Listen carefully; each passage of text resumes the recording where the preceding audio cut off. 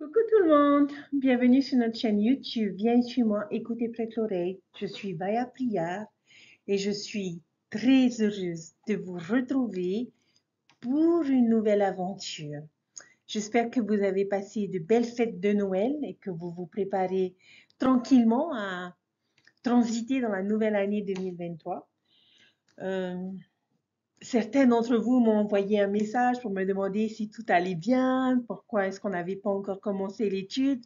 Je vous remercie pour votre enthousiasme et pour votre impatience à pouvoir découvrir cette nouvelle étude de l'année 2023. Nous commençons donc une nouvelle année d'étude des Écritures ensemble. Et quelle année cela va être! Le Nouveau Testament, un ouvrage que nous ne pouvons pas nous permettre d'ignorer parce qu'il contient un récit de la vie de notre Rédempteur, de notre Sauveur Jésus-Christ et de l'Évangile qu'il a lui-même enseigné. Nous avons cette année l'opportunité de nous rapprocher de lui plus que jamais auparavant. Il appelle chacun de nous en ce moment, alors que nous réfléchissons à notre engagement à étudier cette année. J'aimerais vous inviter à l'imaginer dans votre esprit et vous pourrez peut-être presque entendre ce qu'il dit, n'est-ce pas? Et notamment, viens, suis-moi, avec un sourire chaleureux sur son visage et un doux geste de la main. Nous avons la chance de mieux le connaître, ainsi que les enseignements de ses premiers disciples qui ont répondu les premiers à cette invitation et ont été mis à part comme témoins spéciaux de sa mission divine et de son sacrifice. Je suis personnellement excitée de vous accompagner dans ce voyage cette année. Le Nouveau Testament est si puissant et je ne veux pas être rabat-joie ou dramatique, mais je crois que cela peut et changera votre vie pour le mieux si vous l'étudiez vraiment en profondeur. Donc, si vous êtes prêts, prenez vos écritures, prenez vos crayons de couleur, parce qu'il est temps, chers frères et sœurs, de creuser profondément. Alors, pour commencer cette nouvelle année, cette nouvelle étude du Nouveau Testament, l'une des choses que j'aime faire au début d'une étude de n'importe quel ouvrage est de donner une idée de la façon dont le livre est organisé. Et je vous invite à prendre vos crayons de couleur, à ouvrir votre Bible à la page du titre du Nouveau Testament. Tout d'abord, cela pourrait nous aider à comprendre ce que le mot testament signifie en premier lieu. Nous avons l'Ancien Testament et nous avons le Nouveau Testament. Et testament, dans ce contexte, signifie le mot alliance. Et à côté du mot testament, j'écrirai sur la page de titre, un testament est un partenariat d'alliance entre Dieu et son peuple. L'année dernière, nous avons étudié l'histoire de ce partenariat de l'alliance de Dieu avec ses enfants depuis Adam et Ève jusqu'à Malachie. Ce que nous avons cette année est une étude du partenariat de la nouvelle alliance de Dieu avec ceux qui reconnaîtraient, écouteraient et accepteraient son Fils Jésus-Christ comme le Messie prophétisé dans l'Ancien Testament. Malheureusement, la majorité du peuple de l'alliance originelle de Dieu va rejeter cette nouvelle alliance. Par conséquent, l'alliance de Dieu ne se poursuit plus à travers le peuple juif, mais à travers un petit groupe de croyants qui rompent avec la religion vacillante de leur époque et qui vont commencer à s'appeler chrétiens ou disciples de Jésus-Christ. Avec cette nouvelle alliance, il y a eu aussi quelques changements, non pas dans les principes fondamentaux ou les doctrines, mais dans l'application de ces principes. Par exemple, le sacrifice d'animaux n'était plus exigé du peuple de Dieu, car Christ est devenu le sacrifice ultime et l'accomplissement de cette pratique de la loi de Moïse. Et au lieu de cela, l'ordonnance de la Sainte Seine serait instituée comme un moyen d'aider ses disciples à regarder en arrière vers ce grand sacrifice. Jésus chercherait également à élever son peuple vers une loi supérieure. Il n'est pas venu pour détruire la loi de Moïse, mais pour l'accomplir et relever la barre. Vous le voyez notamment dans le sermon sur la montagne. Et les Juifs auront également du mal à accepter la manière dont Jésus est venu les sauver. La plupart s'attendaient à ce qu'il soit un messie politique ou militaire qui les sauverait des Romains. Une autre figure de type Judas Maccabéus qui les débarrasserait de la domination étrangère et les conduirait à nouveau à l'indépendance. Ils vont lutter avec l'idée d'un Messie venu les sauver de leurs péchés et les libérer de l'oppression de l'adversaire. Vous pouvez donc voir, chers frères et sœurs, qu'il y a beaucoup de significations dans un seul mot. Cette année, nous étudierons la relation de la nouvelle alliance entre Dieu et son peuple. Et c'est important pour nous parce que nous croyons que l'Église que Jésus établit de son vivant est l'Église qui a été restaurée par le prophète Joseph Smith en 1830. Cette alliance continue à travers nous en tant que membres de l'Église de Jésus-Christ des saints des derniers jours. Des saints pour nous distinguer et nous relier, peut-être dirons-nous, aux saints des temps anciens. Donc, chers frères et sœurs, j'aimerais à présent que vous tourniez vers la table des matières qui se trouve au tout début de votre Bible et que vous sortiez 4 couleurs différentes de crayons. Nous allons examiner comment le Nouveau Testament est organisé. Vous verrez que dans le Nouveau Testament, il y a 27 livres différents. Ce sont des écrits rassemblés des premiers écrivains chrétiens. Contrairement à l'Ancien Testament qui couvre principalement plus de 1000 ans d'histoire juive, les écrits du Nouveau Testament ne couvrent qu'environ 40 ans.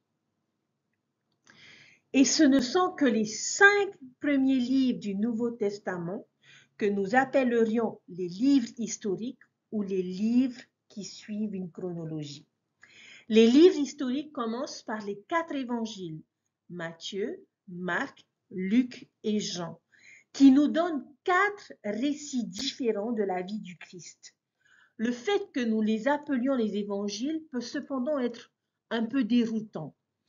Cela ne signifie pas qu'ils enseignent 4 évangiles différents, mais ils enseignent tous le même évangile, mais sous 4 angles différents.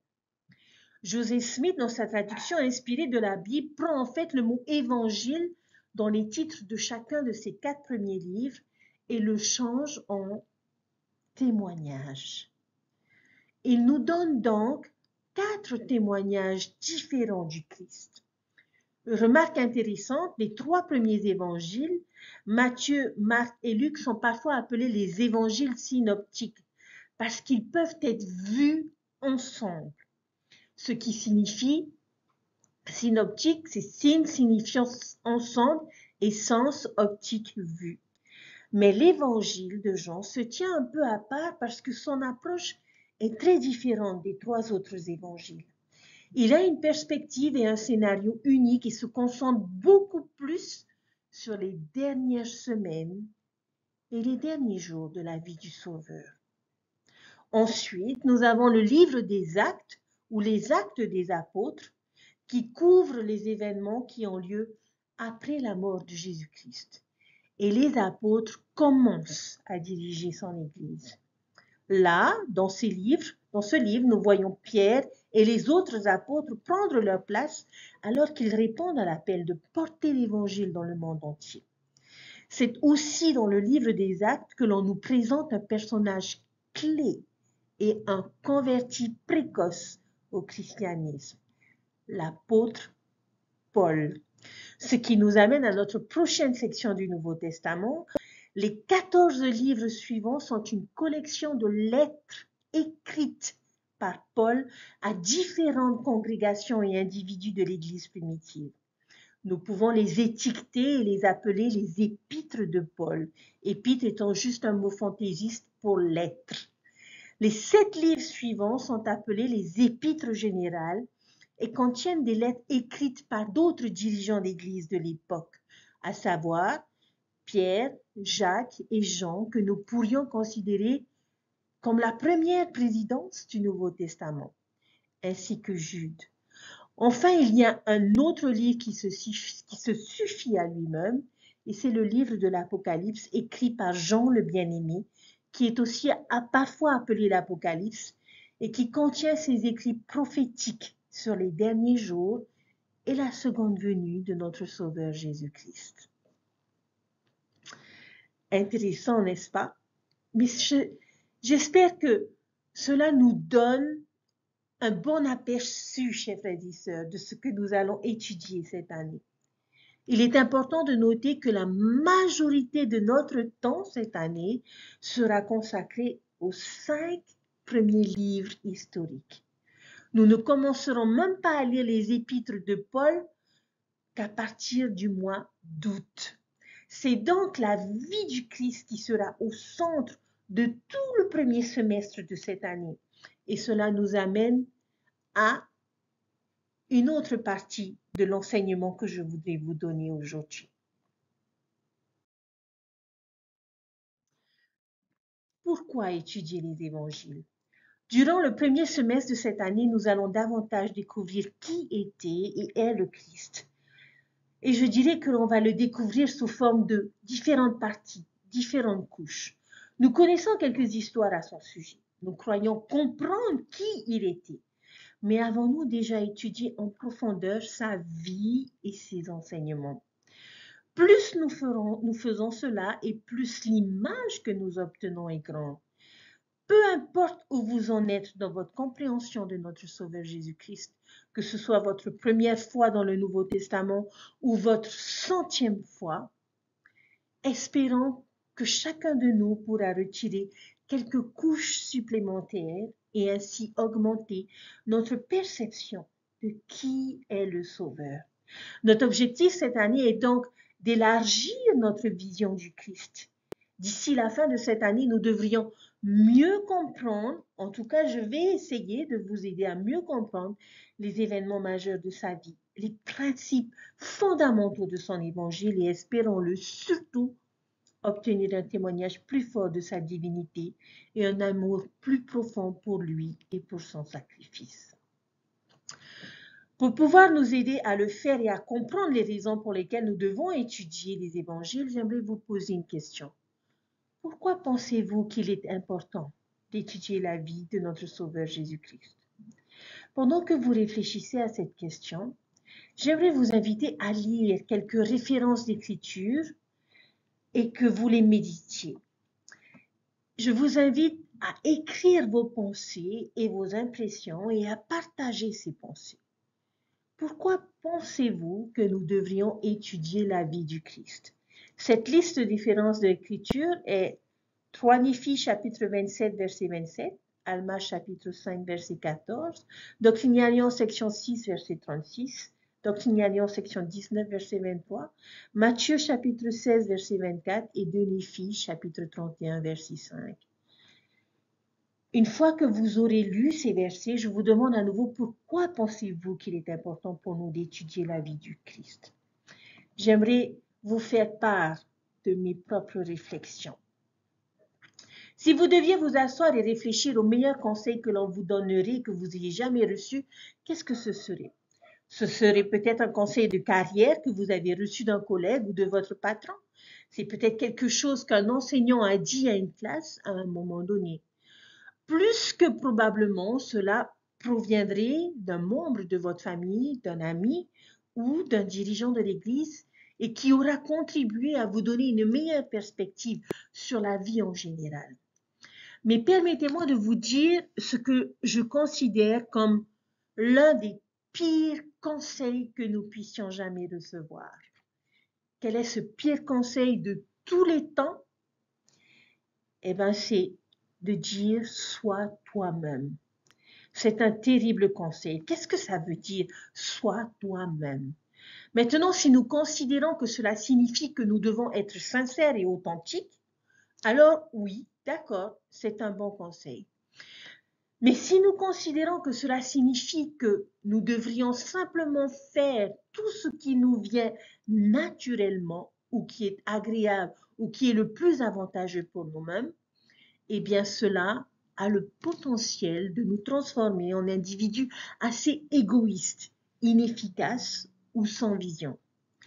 Si je décidais que jouer à des jeux vidéo et manger des glaces toute la journée, c'est juste être moi-même, si je décidais qu'être moi-même signifie faire ce qui me vient naturellement, alors, chers frères et sœurs, nous devenons esclaves de l'homme naturel et de nos pulsions et de nos convoitises. Si je décide que cela signifie que je n'ai aucun contrôle sur mon destin et mon caractère, que je suis déjà venu dans la mortalité préemballée avec qui je suis censé être et que je suis censé faire, cela a-t-il pour effet de me priver de mon libre arbitre ou de ma vision de me créer et de me développer en quelque chose de meilleur? Chers frères et sœurs, je crois que nous ne sommes pas censés être simplement nous-mêmes dans cette vie. Notre Père céleste nous réserve quelque chose de beaucoup plus grand.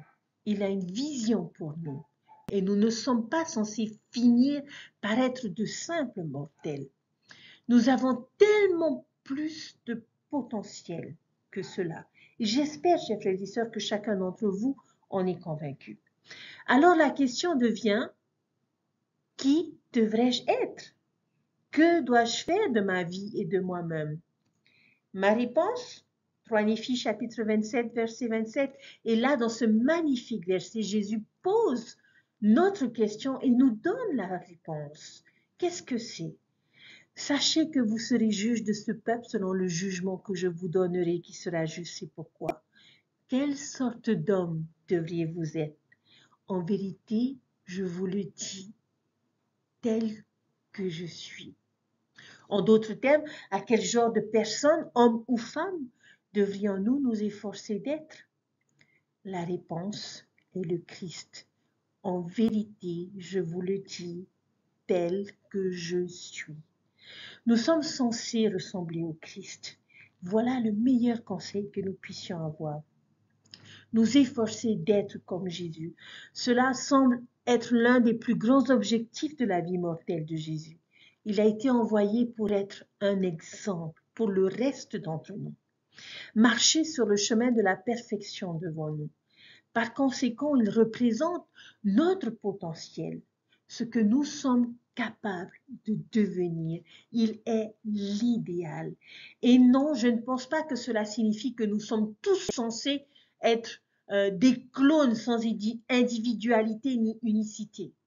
En fait, je crois que chercher à développer les attributs et le caractère du Christ débloquera réellement ce qui est vraiment exclusif et exceptionnel à propos de nous-mêmes, de nos dons et de nos talents distinctifs que nous pouvons offrir au monde. Mais le Christ incarne, illustre ce que nous sommes tous capables de devenir et nous enseigne et nous montre la meilleure façon de vivre. Que ferait Jésus? Je crois que c'est une merveilleuse question à se poser dans presque toutes les situations. Nous devrions nous demander cela fréquemment. Mais voici le hic. Comment savons-nous nous-mêmes ce que Jésus ferait?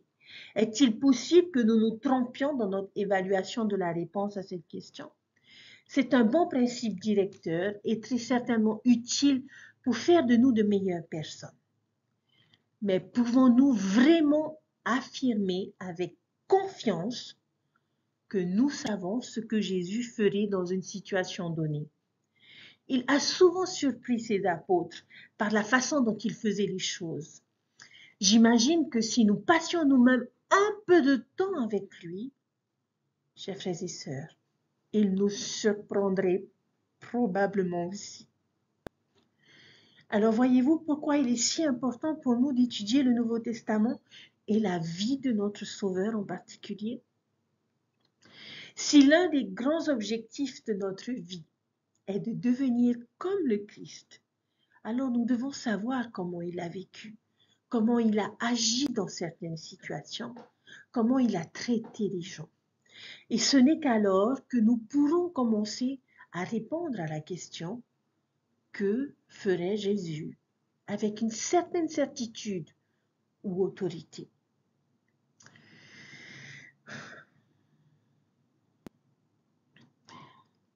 Alma pose une question également très puissante à son peuple. Dans Alma chapitre 5, verset 14, il demanda: êtes-vous né spirituellement de Dieu? Votre visage est-il empreint de son image? Avez-vous éprouvé ce grand changement de cœur dans votre cœur? Nous devons devenir des Christ dans notre vie, des gens comme lui, pas nous-mêmes, chers frères et sœurs. Alors, quelle est son invitation majeure pour nous? C'est: viens, suis-moi. Si quelqu'un veut venir après moi, qu'il se renie lui-même et qu'il se charge de sa croix et qu'il me suive. C'est le nom de tout ce programme d'église, d'études des Écritures et son but même. Nos prophètes savent que l'étude des Écritures nous aidera à ressembler davantage au Christ. Et ici, dans le Nouveau Testament, nous le voyons réellement vivre comme un mortel et un Dieu en même temps. Il est Dieu devenu comme l'homme pour nous montrer comment l'homme peut devenir comme Dieu. Et c'est en persévérant jusqu'à la fin, en suivant l'exemple du Fils du Dieu vivant, que nous pouvons être sauvés, comme nous l'a enseigné Néphi. Il y a un professeur de BYU, Arthur Henry King, qui a dit un jour à propos de cette idée que j'aime, il a dit: nous le symbolisons, le bien, dans un individu réel, Jésus-Christ, le Fils de Dieu. C'est un homme, pas un principe. Un homme qui comprend tous les principes. Et il a subi toutes les contraintes que l'homme devrait subir. Sinon, ça n'aura été qu'une ruse. Il a dû subir toutes les contraintes comme nous devons les subir, bien qu'il les fait à un degré beaucoup plus élevé et bien pire. Il n'est pas possible de formuler le bien. Il est seulement possible de reconnaître le bon dans un homme et un homme bon, un homme parfait, est ce qu'il nous est donné de suivre. Et suivre un homme est très différent de suivre un principe. Nous n'avons pas à résoudre les complexités philosophiques de l'éthique. Cela n'a rien à voir avec tout ça. Nous devons étudier les évangiles et voir ce que le Christ a fait et essayer de nous identifier à ce qu'il a fait. C'est parce que nous saisissons l'esprit du Maître, l'amour du Maître. Et parce que nous nous sommes noyés dans l'évangile que nous savons ce que nous devons faire. L'évangile que nous avons gardé en nous nous permet à tout moment de sentir ce que nous devons faire dans une certaine situation. Fin de citation.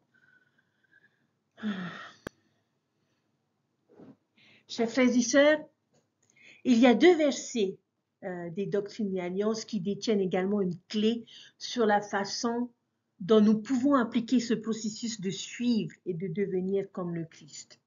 Si nous combinons ces deux versets, nous créons, je dirais, une formule simple mais puissante pour devenir tel qu'il est. Et nous donne 4 verbes suivants fantastiques. Premièrement, dans Doctrine et Alliances, section 6, verset 36, regardez le Christ, tournez-vous vers le Christ en chacune de vos pensées. Ne doutez pas, ne craignez pas. Et dans Doctrine et Alliances, section 19, verset 23, il dit: apprends de moi et écoute mes paroles. Marche dans l'humilité de mon esprit et tu auras la paix en moi. Chers frères et sœurs, si nous souhaitons devenir comme le Christ, je dois me tourner vers lui, apprendre, écouter, puis marcher. C'est comme ça que nous devons faire. Chaque fois qu'une décision doit être prise sur la façon d'agir, je dois me tourner d'abord vers le Christ dans mes pensées. Tourner mes pensées et mon attention vers son exemple et ses enseignements. Ensuite, j'apprends de lui. J'ouvre mon esprit à l'enseignement et j'écoute ses paroles. Nous devons laisser ces enseignements pénétrer notre esprit et notre cœur. Et puis après, je fais quoi? Je marche dans l'humilité de son esprit. J'agis, je vais et je fais. Et qu'est-ce que cela m'apporte? La paix. Alors permettez-moi de vous donner quelques exemples de ce processus. Disons qu'il y a quelqu'un qui m'a trahi ou blessé d'une manière ou d'une autre et que je me sens en colère et que je veux le récupérer, mais j'arrête et j'applique le processus. Je décide de me tourner vers le Christ dans cette pensée. Et il dit, apprends de moi et écoute mes paroles. Et je l'entends dire, Père, pardonne-leur, car ils ne savent pas ce qu'ils font. Ou aime tes ennemis, fais du bien à ceux qui te haïssent. Alors je vais respirer profondément et je vais marcher dans la douceur de son esprit. Et je pardonne.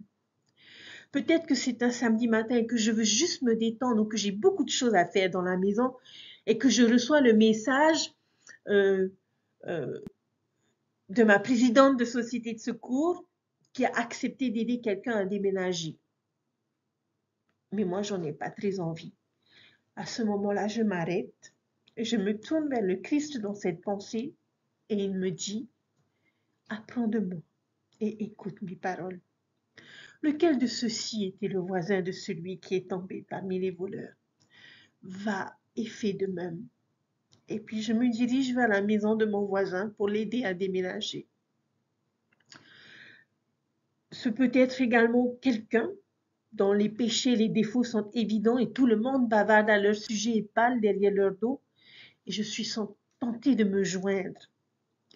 Mais encore une fois, je décide de me tourner vers le Christ dans cette pensée où il me dit, apprends de moi et écoute mes paroles. Et je l'entends me dire, celui qui est sans péché, qu'il jette d'abord la première pierre. Pourquoi vois-tu la paille qui est dans l'œil de ton frère, mais ne considères-tu pas la poutre qui est dans ton œil? Alors je marche dans la douceur de son esprit et loin de ce groupe, et je ne juge pas. Il y a de nombreuses études de cas que nous pouvons faire.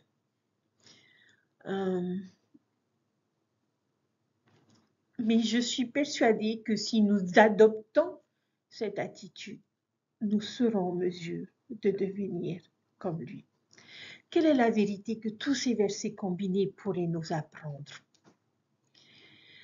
Si j'étudie la vie et les enseignements de Jésus-Christ, je saurai avec confiance comment je dois agir dans une situation donnée et ce que je suis censé devenir. Chers frères et sœurs, êtes-vous impatients d'étudier la vie de Christ cette année? Pourquoi? Ou alors, quel est l'aspect de la personnalité du Sauveur que vous admirez le plus et que vous souhaitez imiter? Pourquoi?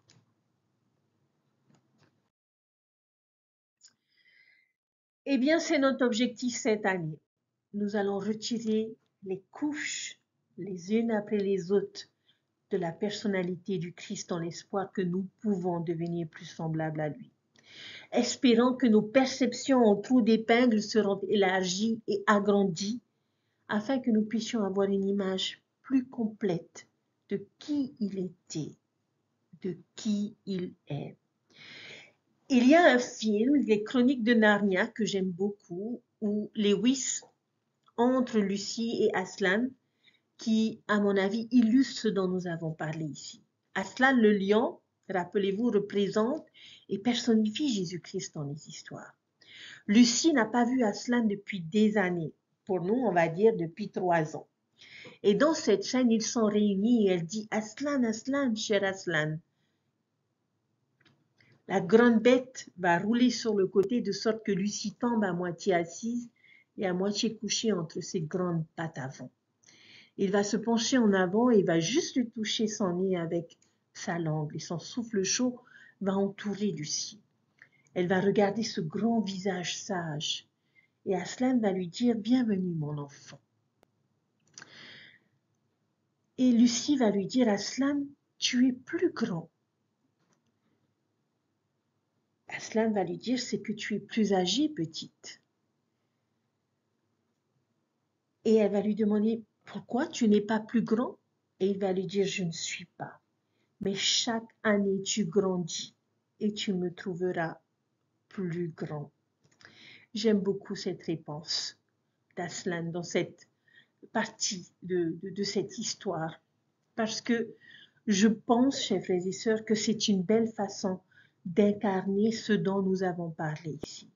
Alors que nous étudierons cette année, le Christ va devenir, en tout cas je l'espère du plus profond de mon cœur, de plus en plus grand pour nous.